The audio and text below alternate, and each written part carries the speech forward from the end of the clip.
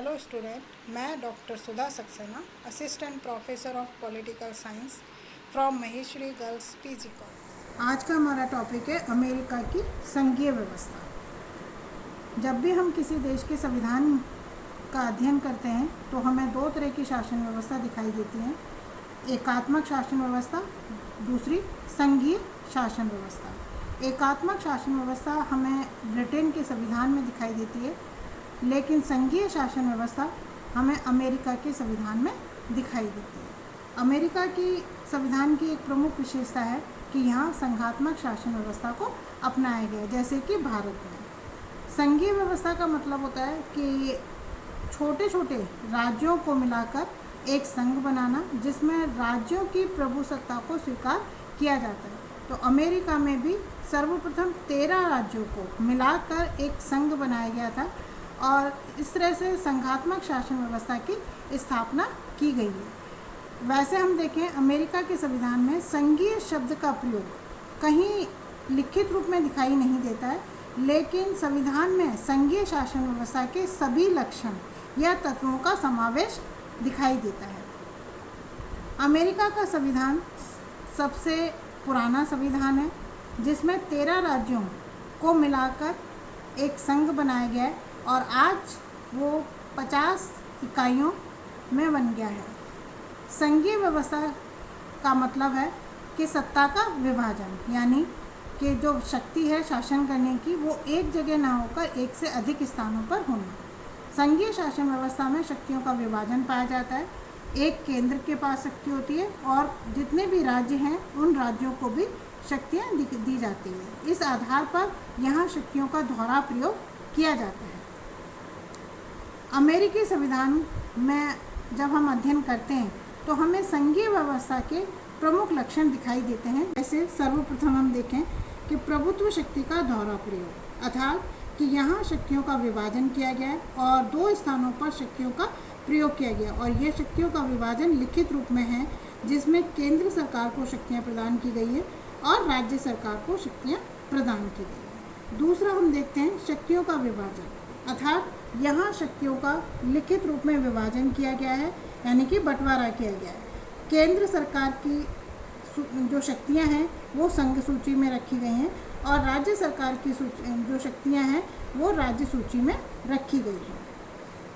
Next है संविधान की सर्वोच्चता, अर्थात संविधान जो है वो यहाँ पर अमेरिका में सर्वोच्च है। जो भी वर्क किए जाएंगे, यानी जो भी डिसीजन लिए जाते हैं, वो संविधान के अकॉर्डिंग होना चाहिए। अगर संविधान के अनुसार नहीं है तो न्यायपालिका को ये अधिकार दिया गया है कि वो उस आदेश और उस कानून को अवैध घोषित कर सकते हैं। इस आधार पर ब्रिटेन की तरह यहाँ संसद सर्वोच्च नहीं है, उसके स्थान पर संविधान को सर्वोच्च रखा गया, जैसे कि इंडिया में देखते हैं। नेक्स्ट विशेषता है कि न्यायपालिका की सर्वोच्चता। अमेरिका के संविधान में यह शासन व्यवस्था में न्यायपालिका सर्वोच्च रखी गई है। यहाँ की न्यायपालिका शक्तिशाली है और न्यायपालिका को न्यायिक पुनरावलोकन की शक्ति प्रदान करके संविधान की रक्षा का दायित्व प्रदान किया गया है। इस आधार पर अमेरिका में न्यायपालिका सर्वोच्च मानी जाती है। नेक्स्ट विशेषता हम देखते हैं संघात्मक शासन व्यवस्था की कि दोहरी नागरिकता, अर्थात कि जहाँ भी संघीय शासन व्यवस्था होती है वहाँ के नागरिकों को दोहरी नागरिकता दी जाती है।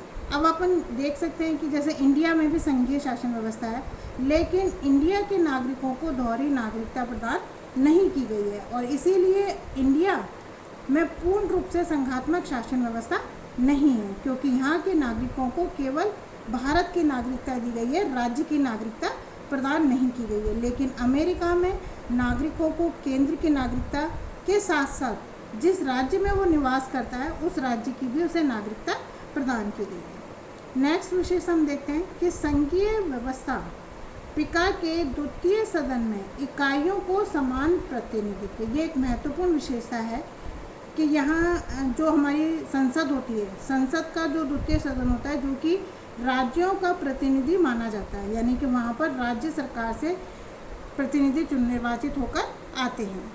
अगर संघीय शासन व्यवस्था है तो उस स्थिति में प्रत्येक राज्य को समान संख्या में अपने प्रतिनिधि भेजने का अधिकार दिया जाता है। तो अमेरिका के संविधान में ये विशेषता भी पाई जाती है, क्योंकि यहाँ का जो द्वितीय सदन है सीनेट, उस सीनेट में प्रत्येक राज्य को 2 प्रतिनिधि भेजने का अधिकार प्रदान किया गया और इसी आधार पर वहाँ 50 इकाइयाँ हैं, 50 × 2 यानी कि 100 सदस्य संख्या प्रतिनिधि उसकी सीनेट की सदस्य संख्या है। नेक्स्ट हम विशेषता देखें कि राज्यों की प्रादेशिक अखंडता अनुउल्लंघनीय, ये भी एक महत्वपूर्ण विशेषता है। ये इंडिया में नहीं पाई जाती, जबकि इंडिया में भी संघीय शासन व्यवस्था की स्थापना के लिए कहा जाता है, लेकिन इंडिया में ये शासन विशेषता हम नहीं देखते हैं, परंतु अमेरिका के संविधान में ये विशेषता पूर्ण रूप से हमें दिखाई देती है। इसका मतलब है कि केंद्र सरकार को राज्यों की प्रादेशिक अखंडता का उल्लंघन करने का अधिकार प्रदान नहीं किया गया। यहाँ राज्यों के नाम परिवर्तन करना या उनकी एक राज्य को 2 भागों में डिवाइड करना या 2 राज्यों को आपस में मिला देने का अधिकार केंद्र सरकार को प्रदान नहीं किया गया।